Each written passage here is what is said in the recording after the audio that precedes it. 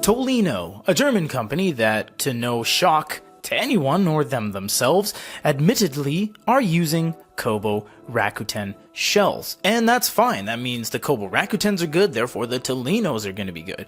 This is the Tolino Shine 2025 edition. As you can see on the back, it has 5th generation. Very nicely pointed out that in Germany, they use a dot after the number to indicate the level in which, so 1st, 2nd, 3rd, 4th, 5th. We had no idea. So this is a 5th generation, and it does have a 6-inch e-ink Carta display, but because this is using the exact same as the Kobo Rakuten Clara BW, that means it is made with a Carta 1300 screen.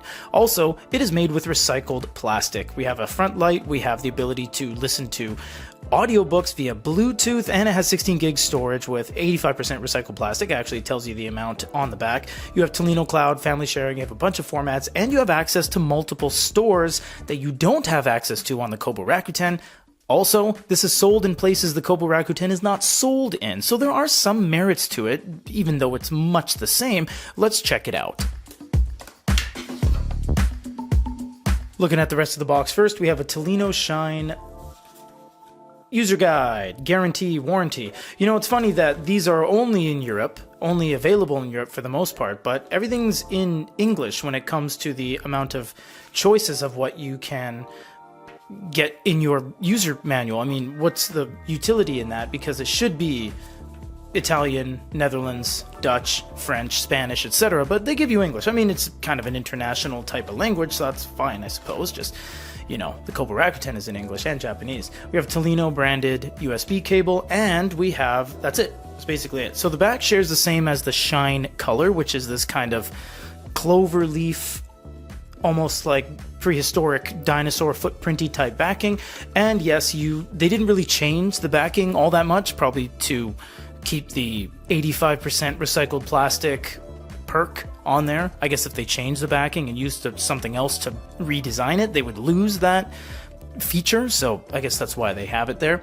But this is much the same, boom, as the Shine color, except this one comes with a Carta 1300 screen, so it's actually going to be a lot more crisp and clear, although it is going to lack color, of course, because, well, there's no color. Based off of how well this video performs, we might do a comparison with the Shine and the Shine color, but for the most part, man, that is looking fine.